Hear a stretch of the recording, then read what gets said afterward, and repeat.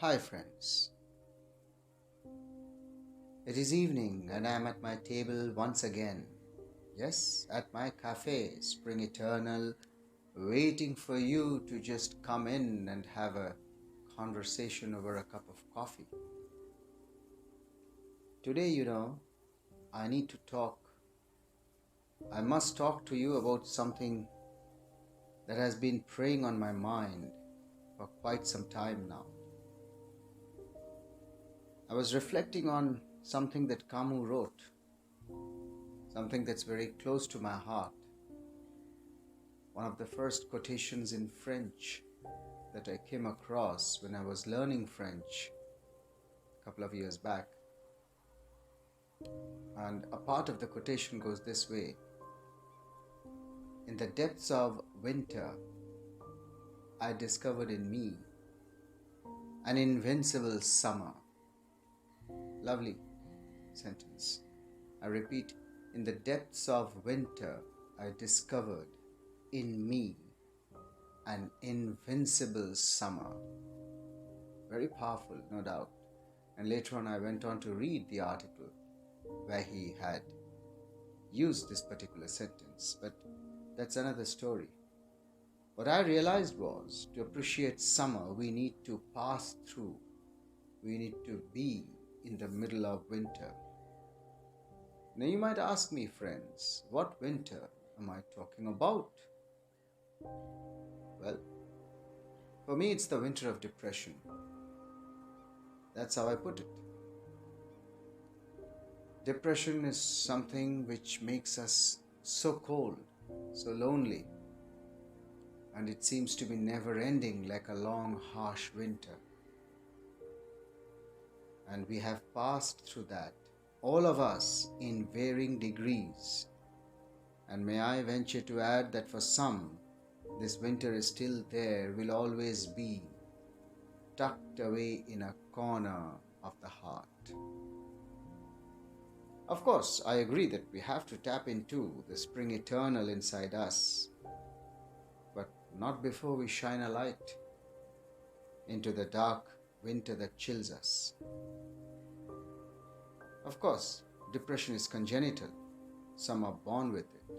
But more often than not, it is triggered by a setback, a personal or a professional, which might include an academic setback.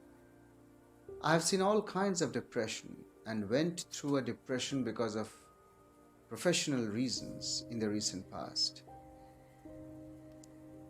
Friends, correct me if I'm wrong, but even if it varies from person to person, there are some common features of depression, isn't it? The first, the worst, and the killer one is loneliness, because winter is lonely. Depression is the winter of oblivion, because we feel, and correctly so, that the world has forgotten us. The famous poet Walter de la Mare writes in one of his poems, the name of the poem is Echo, in case you care to read it. Who cares? I bawled through my tears. Who cares? I bawled through my tears. And yes, we silently do that when we are depressed. We howl, but in a deafening silence. As we look out of our prison of loneliness, we feel we are going nowhere. Take a sip of that hot coffee and reflect. When was the last time you felt that, or whether you still feel that? This is because we lose our self-esteem. We become a nobody from somebody after the setback. We clutch at thin air in trying to survive. We howl for another chance to prove we are better than the world cares to believe. But standing in the desert of emptiness, we don't know which road to take, or if there is a road at all. So where do we go from here? Well, what I felt was, that at this point of time, when we are most vulnerable, what hurts us the most are the wrong choices we make for our company. At our most fragile, we often associate with the wrong people, often toxic people who, like bacteria, virus, parasites, feed on whatever we have left to fatten themselves. Worse, deep within, we get the wrong vibes. We know something is wrong, but we cling on to whatever we get as we try to reinvent and reincarnate ourselves. What did you say? Dramatic? Yes and no. I purposely use the word reincarnate. As the title of Leonardo DiCaprio's Oscar-winning film, we have to become the revenant or revenant, which is a French word meaning back from the dead. Because just as no winter lasts forever, no spring misses its turn. And while you struggle, fight your demons, scream, howl, at the same time you tell yourself, I'm not done yet. I'm in.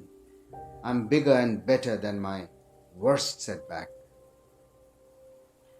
And trust me, friends, while waiting for the train to arrive, standing at the lonely platform, we suddenly draw courage from the iron in the tracks, and we see the light at the end of the tunnel.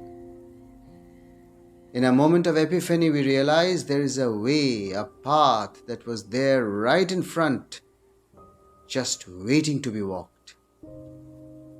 And as you think of starting to walk, my friends, as you think of starting to walk, with your hitherto drooping head now held high, your train arrives. Yes, it always does. Mine did. But that's a story for our next conversation, in which I hope you'll participate. Let me know whether I was right in whatever I have said. Feel free to tell me I'm wrong. I'm willing to learn from you. Till then, goodbye. See you soon. Catch you later.